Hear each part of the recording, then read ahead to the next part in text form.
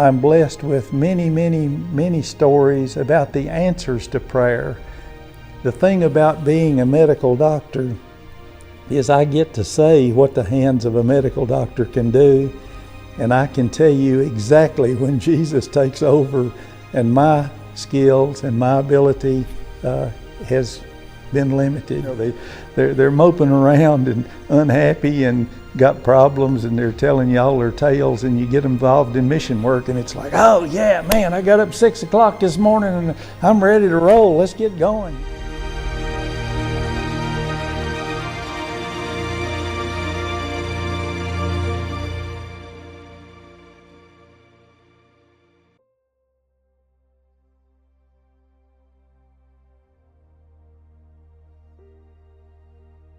My home originally was in Rose Hill, Virginia, and the house we lived in today, you still cannot drive a car to the house that we lived in, covered with kudzu vines and grapevines and weeds.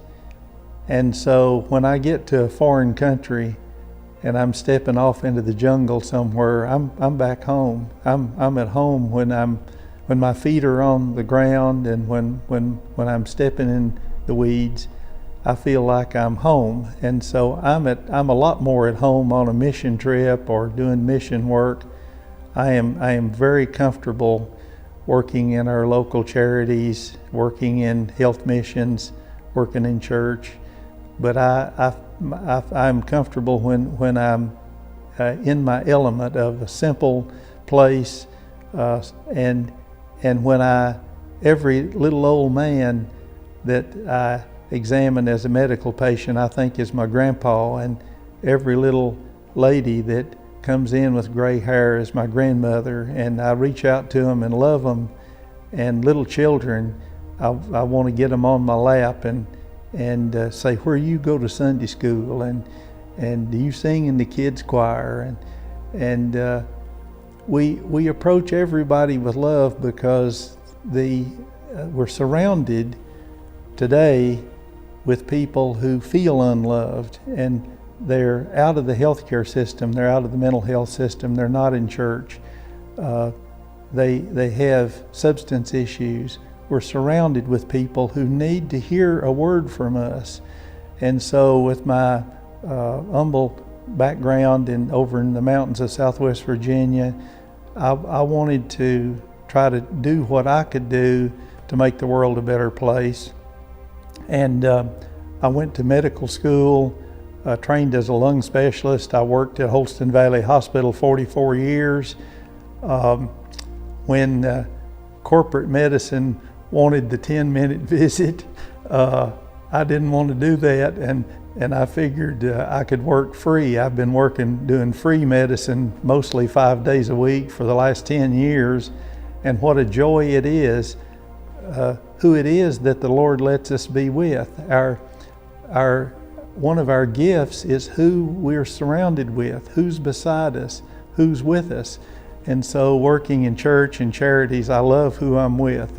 When you're doing the Lord's work and you look around and He's sending helpers, you know you're where you're supposed to be. I did missionary training to work in foreign countries. I worked in India and Peru and several trips to Central America, and I trained. I went to missions meetings. I trained in mission work, trained on things like going to tractor trailer school to drive a tractor trailer and have a CDL, to add skills of being able to check vision and things where I would see what was needed in the mission field and add skills. And I think one of the lessons that I have learned that I would like to share with others is there's always needs around us, and if we're sensitive to what the needs are, we can step up at a higher level. We can function at a higher level tomorrow than we functioned yesterday. We can gain new skills to meet real needs, and to encourage those that are around us that need to have a word of encouragement. We're surrounded with people who have no health insurance, they're underinsured, they don't have a doctor, they have no dental home, they have no medical home.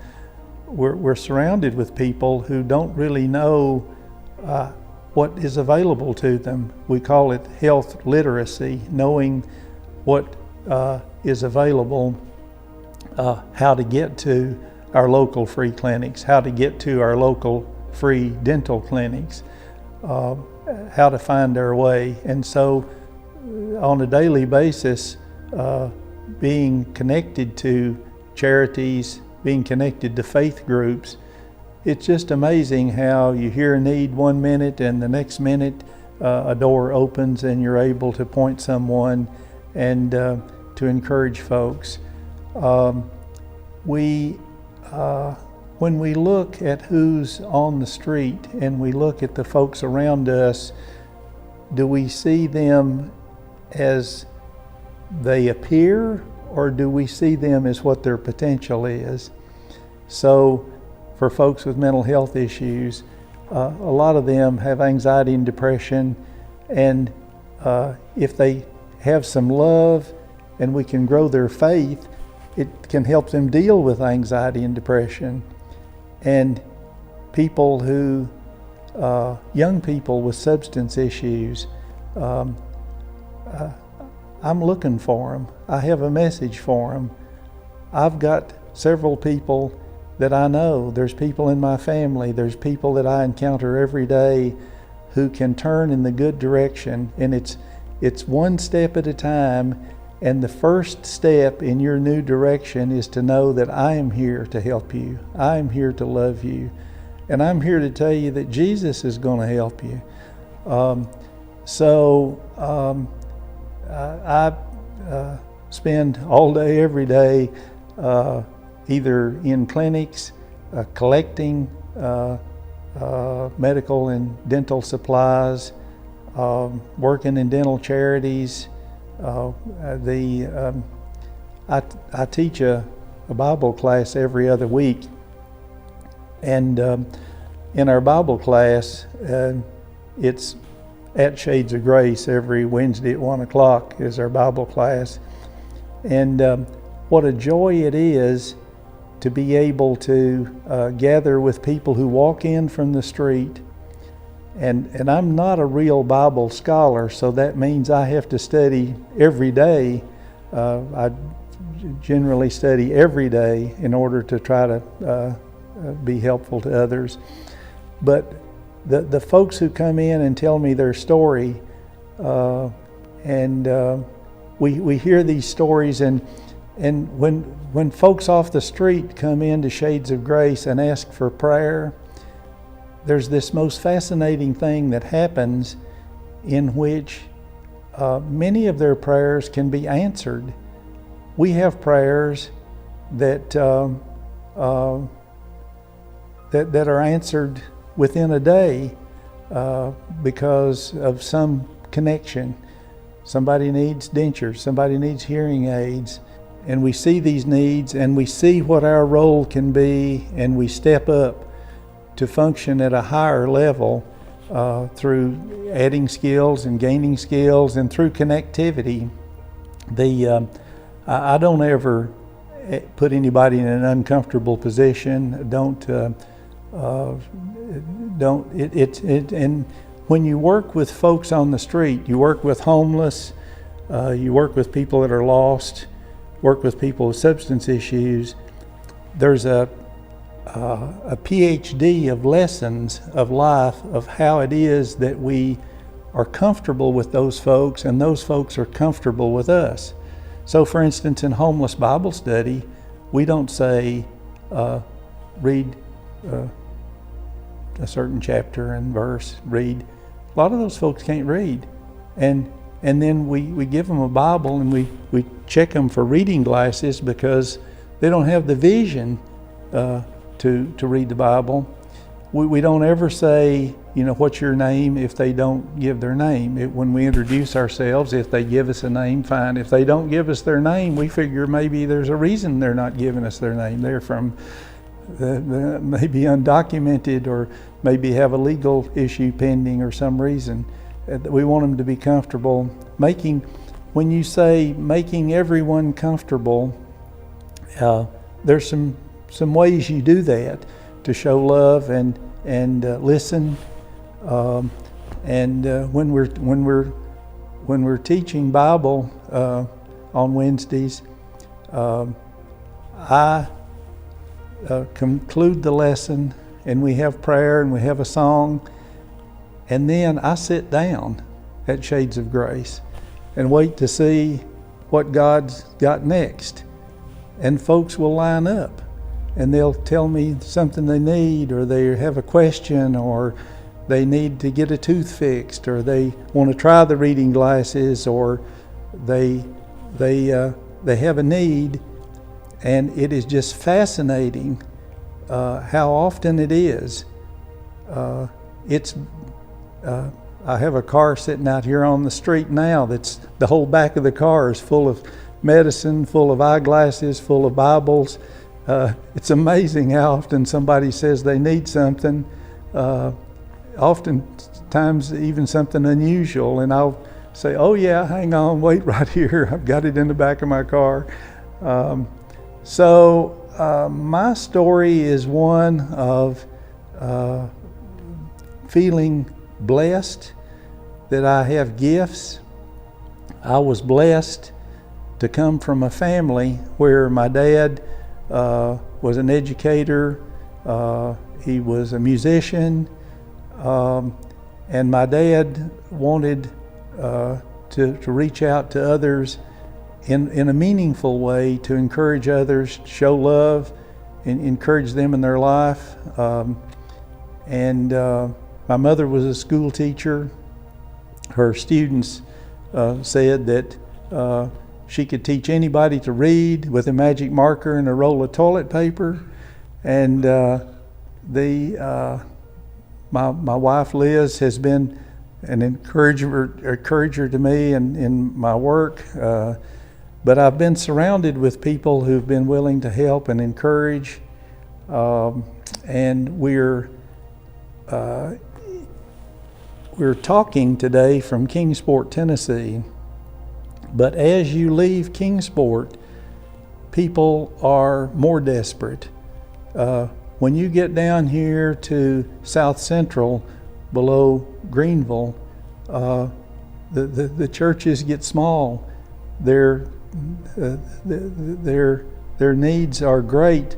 We've been down there several times after the floods. When you go north of here, and a lot of folks in Scott County can get jobs over in Kingsport. A lot of people in Wise County can get jobs. There's still coal jobs. There's a lot of jobs in education, Mountain Empire Community College, UVA Wise. But when you get to Dickinson County, when you get to Lynch, Kentucky, as you go north, the people who need health care are walking. In Kingsport, a lot of them are driving cars, or they're on the edge. But surrounding this area, we're a desert of health care, dental care, and folks are out of the system. And I'd love to say things are getting better, but I think things are getting worse. Health care, as the costs rise, keep more and more people out of health care. So we have more people staying home than we've ever had, just staying out of medical and dental care because of the cost. Our charities can find some of them, but it's not ideal. In charity health care, you can see the patient free. You can usually give them medication. But when you need expensive labs, that gets to be a problem. And our daily struggle is CT of the chest. So a CT of the chest in a local hospital here is $5,000. And so when you say the word CT to a patient, the usual thing they say is, there's no way and I can't do that. And so charity care can be caring, and it can be hands-on, and it can serve a purpose, and we can do a lot of preventive care and treat a lot of acute illnesses. But that higher level of it's cancer, it's heart disease, you need the higher level of testing, people are out of the system. They can't do it. And similarly with dental care, looking in somebody's mouth, filling a tooth, pulling a tooth, that's not expensive. But when you need dentures, you need a partial, you need a root canal, those higher level oral surgery procedures, very expensive, and people have difficulty with that. So I would say is that I've been blessed to have the opportunity to grow in my skills and opportunities. I've been tremendously blessed by who I get to be with every day. I'm blessed with those folks that I walk the streets with. I'm blessed when my feet are on earth, and I'm blessed to have support of church and family and friends, and I'm blessed to have a story that Jesus cares about us. He is with us, He walks with us, we're never alone, and I'm blessed with many stories about the answers to prayer. The thing about being a medical doctor is I get to say what the hands of a medical doctor can do, and I can tell you exactly when Jesus takes over and my skills and my ability has been limited. So I get to see exciting miracles where things happen, and the definition of a miracle is you see that the divine intervention has made the difference.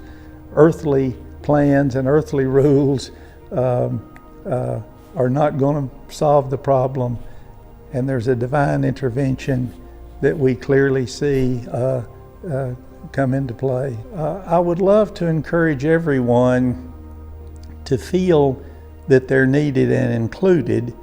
And what I tell people daily is just come and be with us. Come and look. Come to Bible study and let us get acquainted. Come to our dental clinic down the street, and you can volunteer and greet people. All you have to do is say good morning, have a seat, we'll be right with you. You're a greeter. To bring people in, to encourage them to come and sample a toe in the water. We say to people in mission work, the most valuable people are the ones who aren't assigned a job yet. They're going to the mission field, or they're coming to work with us, they're volunteering to find out what's needed, to fill in those spaces where we need somebody that we didn't plan for, the plumber or the electrician, or we didn't plan for the needs. We can't plan perfectly. You're the person who's flexible. You're the person who's going to drive them to the next place, or the person who's going to make peanut butter sandwiches. You know, we promise you that you will find your niche with us, and it's amazing. I have a friend locally who said he couldn't go on a mission trip because he had no skills, and it turned out that we had a broken dental chair in Belize in Central America, and he learned to fix broken dental chairs on one chair in another country. And he came back to Kingsport, and he's been fixing broken dental chairs ever since. He learned a skill. I've taken several chemical engineers from Tennessee Eastman on mission trips, and they all say, I have no skills, I'm not really, I don't know what I'm going to do. And I say, a chemical engineer, you're going to work in the pharmacy. You can read these labels, you can at least read the labels, and you're ahead of somebody who doesn't have that kind of background. So we encourage folks, just like you're suggesting, folks that haven't found their way yet. We encourage them to just come and look and see what we're doing, and almost always they will find a niche. They'll say, I I can help out in Bible school. I can make Kool-Aid. I've got a friend who's in the grocery business who'll give us some Oreos. If you're open to stepping out in God's work, He will then encourage and supply and guide, and it's just amazing to see that. It's one of my favorite things to see, is to see how people just get excited. You know, they're moping around and unhappy and got problems, and they're telling you all their tales, and you get involved in mission work, and it's like, oh yeah, man, I got up 6 o'clock this morning and I'm ready to roll. Let's get going here. What's happening? So you see lives changed. In working in foreign countries, we ask, are you a person of faith? Have you ever been to church? Do you claim a faith or a religion? Because in foreign countries, people often have some religious background, and what they want to do is add Jesus to what they already have, so they don't want to give up maybe like folk medicine, like the voodoo medicine is kind of a religion in several countries where it's part of their practice and their heritage. The Maya people in Central America have their own faith practices and whatnot. So you have this problem of having to convince people to step away from where they've been and to explain to them who Jesus is and what Jesus is. And it gets harder even then in America, because people may have been hurt by church, or they've had a prayer that didn't work. They were praying for daddy who had a substance problem, or they're praying for mother who died of cancer, and people who feel like that religion has not worked for them. We have to find where that person is in their life. Do they truly not know anything about Jesus, or have they rejected Jesus, or have someone done something or said something? You know, the gay person who's hearing a sermon about homosexuality, the African American person who's the only dark face in the church, the person who already has some concerns before they come, and then we amplify their concerns by making them feel excluded, although the church sign says all are welcome. There's something there that makes them feel excluded. And so we have to find where each person is, and for the person who has no faith and no knowledge of Jesus, I think we approach them gently and with love and with caution, and we say to them, let me tell you what Jesus has done for me. Let me tell you how I've had prayers answered. Let me tell you what I have seen in myself. And I can tell people, my life is totally changed